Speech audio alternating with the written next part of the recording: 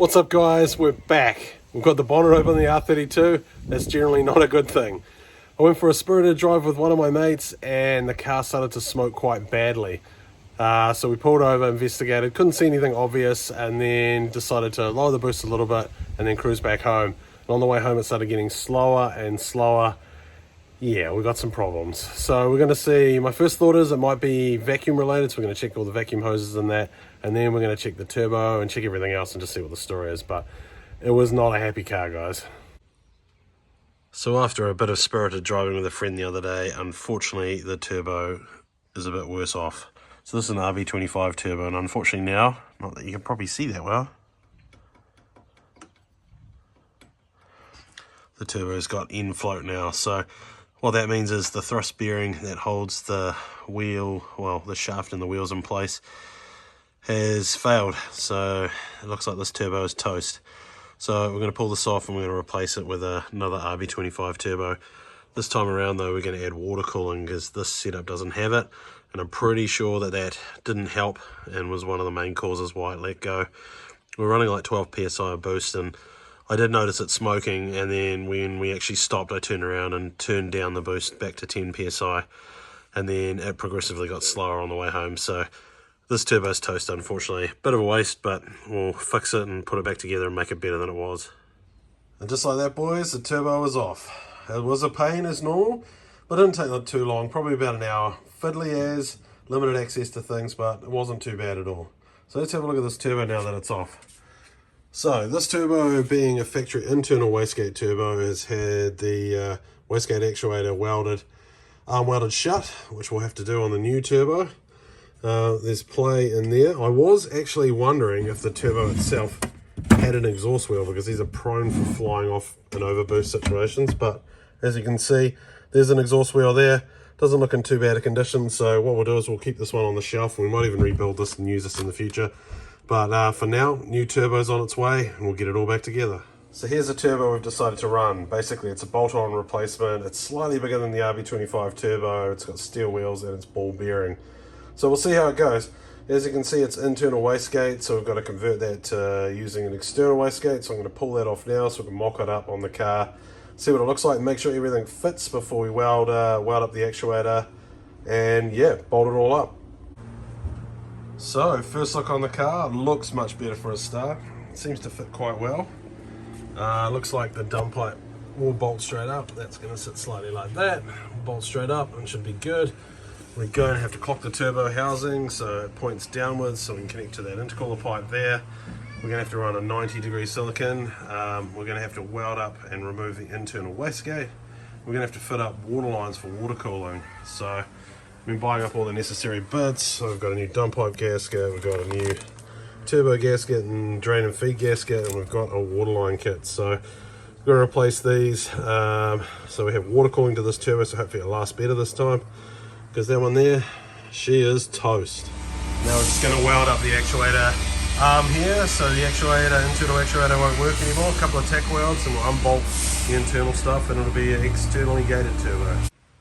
So now that the wastegate flap's been welded up, we've actually got to clock the turbo housing so the oil and water feeds are in the right position. We put this bung here, it had a piece out for a vacuum hose, so we've bunged that up, and now we're going to undo these bolts and spin them around, because at the moment oil feed, which is here, is actually on the top and we need that to be on the bottom. And then we're going to clock the front housing. This basically means spin it around to the right location so the outlet points downwards. So that's the next step. So turbo placement is a bit of trial and error. It's put it on, adjust it, put it on, adjust it till you get the turbo housing in the right spot, but we're close. It's got to clear the oil, the bolts are going to clear the oil drain, and then we're going to use the silicon adapter to get it to the intercooler pipe, so we're getting there. So this is the final layout, guys. We're going to use the silicon 90 off the intercooler pipe there, clock the turbo in the right position. So now I'm going to pull it off, tighten it up. I'm going to cut that silicon hose down a bit because it's a bit too long, and we should be good to go. I'm going to start bolting things together. And just like that, boys, test fit complete. So it all fits now, everything's in place. What I've got to do now is I've got to wiggle that intercooler pipe there, loosen it at the intercooler, and just twist it slightly to get a better fit on that silicon coupler. And then it's starting bolting the things back together. We found out that the oil line's going to work. I thought that wasn't going to be the case, so I'm stoked about that. And then I've got to start running the water lines. So making progress, guys.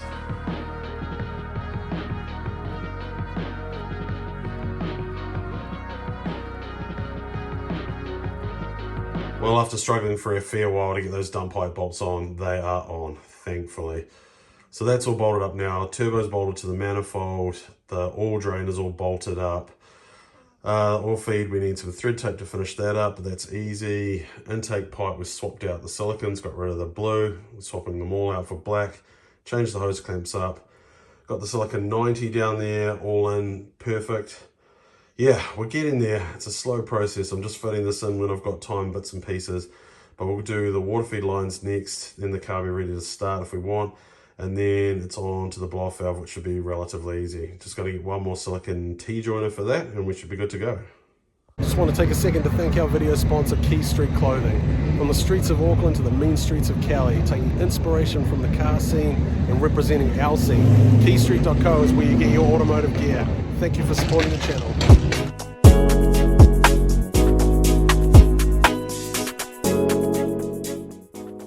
And here we are, guys, back at it again in the garage on this cold and stormy night. The weather's been mental this week. We've had storms and all sorts, but we're trying to get the water lines sorted now.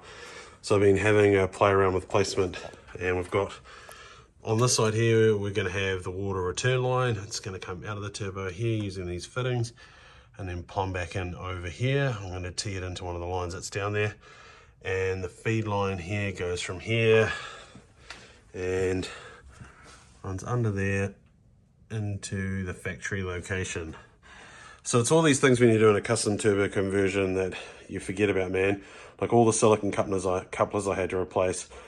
Good opportunity to get rid of the ugly blue ones. I'm going to switch that one out on the throttle body while we're there. Joiners, hose clamps, all new gaskets, all new lines. Yeah, it's a bit to think about, man, but we're getting there. There's always something that you've forgotten. So I'm measuring today. I've got to go get some silicon hose and some hose clamps now to finish that off and to plumb the blow-off valve up. But we're making progress. It's all the small bits and pieces that you forget about when doing custom turbo conversions or any custom work. You know, new hose clamps, or you need new lines, or you need heat protection. It's all the stuff you're going to do. You're trying to do it once, do it right. It's all these little bits that start to add up, man. But that's cool. You got to have these bits. Might as well do it while it's apart, and that's all part of doing custom work.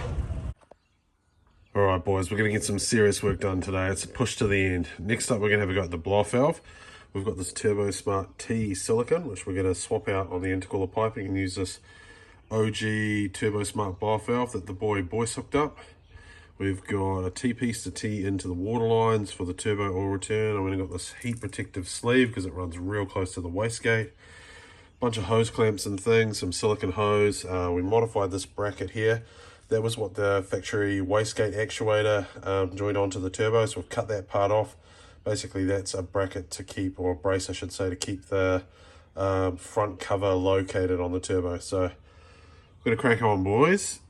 So, a progress update. We're trying to get this car smashed out because we've got GTR Festival in 3 weeks. We've got to get it together, we've got to do some testing, and we've got to get a warrant to get it road legal again. Car's coming together good, but I haven't had much time to work on it. So, today I've got most of the day to smash it out. Pretty sure I can get it all up and running today, or there or thereabouts. I want to be able to take it for a warrant next week, get it road legal, so we can do some road testing. So let's see how we go. And that's how it works, boys. Pretty simple. Just tease out into a blow-off valve. It's the easiest way to add a blow-off valve. No welding, nothing. Just so happens we have enough space for it, so that's how we're going to roll. Well, 2 steps forward, 1 step backwards. So we have fitted up, swapped out this black silicon hose. We've run the vacuum line up under the plenum for the blow-off valve. Unfortunately, we found out that our tyres are toast. These are not even a year old, so my alignment must have been seriously out. So time for some new tyres and a new alignment ASAP before we go to the track.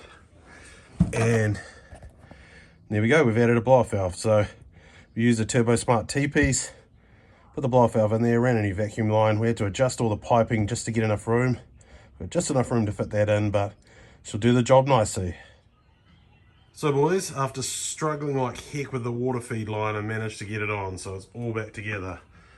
From here you can see where the water return goes around the back of the head, and the water feed is a braided line and it runs through the manifold. Hard to see, but down there. So I got to heat wrap that down there.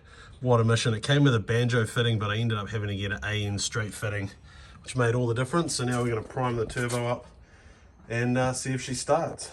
So we're going to prime the turbo up. I've got Quinn, my helper, in the front seat. She's going to turn the key. We'll get some oil pressure up to the turbo for its first start. And just like that, first start up with a new turbo. Just check for leaks. Now we're going to bleed up the radiator because we lost a lot of coolant when we were doing the water line. So we're going to see if it's going all right. So just check on it, bleed it up, see how we go. Then maybe take it for a test drive.